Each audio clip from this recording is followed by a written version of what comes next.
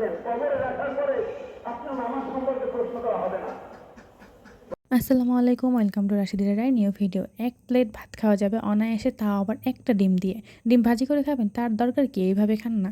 দেখেন, একটা ডিম নিয়ে নিলাম, তার ভিতরে অল্প একটু লবণ দিয়ে, সামান্য লবণ দেওয়ার পরে এটা খুব ভালোভাবে ফেটাই নিতেছি। ফেটাই নেওয়ার ভিতরে আপনার বাবেল যে উপরে আসছে, এটা হলেও সমস্যা, এটা ফালাই দেওয়ার দরকার নেই। অনেকে ফালাই দেয়, কিন্তু আমি ফালাই দিলাম না।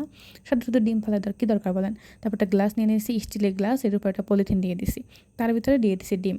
ডিমটা যদি বেশি হতো তাহলে আপনার গ্লাসের ভিতরে দেওয়া যেত, কিন্তু এটা উঠতে চাইতো না, এই জন্য আর কি আমি পলি দিয়ে দিলাম। অল্প একটু পানি দিয়ে দিয়েছি, অল্প একটু পানির উপরে এটা দিয়ে দিয়েছি। বেশি পানি দেওয়া যাবে না, তাহলে দেখা যাবে গ্লাসটা ভাসবে।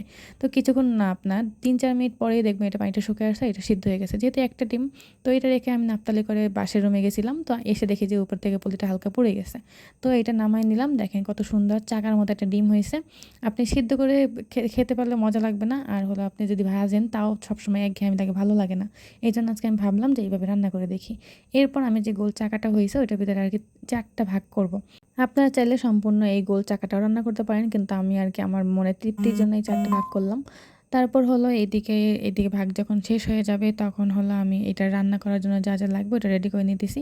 অল্প একটু রসুন, একটু পেঁয়াজ কুচি, আর হলো কাঁচামরিচ, এতটুকুই, আর কিছুই না। তারপর দিলাম ছোট্ট একটা কড়াই, ধরাই দিলাম গ্যাস, এর ভিতরে অল্প একটু তেল দিয়ে দিয়েছি, বেশি তেল দিই না, যেহেতু একটা ডিম এই জন্য আর কি। দিয়ে দিতেছি পেঁয়াজ কুচি। পেঁয়াজটারে ভালোভাবে ভাজাভাজি করবেন।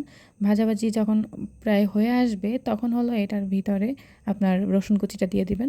তো রসুন কুচি দেওয়ার পরে এটা ভিতরে অল্প একটু পানি দিয়ে দিচ্ছি যেন পুড়ে না যায়, এই জন্য দিয়ে দিলাম 1 চামচের অর্ধেক হলুদের গুঁড়া, 1 চামচের অর্ধেক মরিচের গুঁড়া। আমি যদিও 1 চামচ দিছি, আমি ঝাল বেশি খাই, এই জন্য আপনার যদি ঝাল কম খান তাহলে কোনো সমস্যা নেই, অল্প একটু দিবেন। দিয়ে দিলাম হালকা একটু লবণ, যেহেতু আপনার ওই যে ডিমের ভিতরে লবণ দিছিলাম এই জন্য আর কি। দিয়ে দিলাম কাঁচামরিচ, আমি তো আগেই বলছিলাম ঝাল আমি বেশি খাই, এগুলো আপনার স্কিপ করলেও পারেন, সমস্যা নেই। তারপর এর ভিতরে দিয়ে দিলাম ডিমটা। যখন মোটামুটি কষানো হয়ে যাবে তখন এটা দিয়ে দেবেন, আর বাকি সময়টা এই ডিমের সাথেই কষাবেন, তাহলে ভিতরে মশলাটা ঢুকবে ভালো। যখন কষানোটা প্রায় একদম শেষ পর্যায়ে, তখন অল্প একটু পানি দিয়ে দিছি। আর এর ভিতরে হলো একটু অল্প একটু বিলাতি ধনিয়া পাতা দিয়ে দিছি, এটা আমার কাছে ছিল, এই জন্য আপনারা না চাইলে এটাও স্কিপ করতে পারেন, কোনো সমস্যা নেই। খুবই অল্প সময়ে একদম সুন্দর একটা ইউনিক রেসিপি। আপনারা চাইলে অবশ্যই ট্রাই করে দেখবেন, আর কেমন তাও বলবেন। আমার কাছে কিন্তু অনেক মজা লাগছিল, আর ভাতটা খেতে অনেক ভালো লাগছে। এর তো আল্লাহ হাফেজ, থ্যাংকস ফর ওয়াচিং ভিডিও।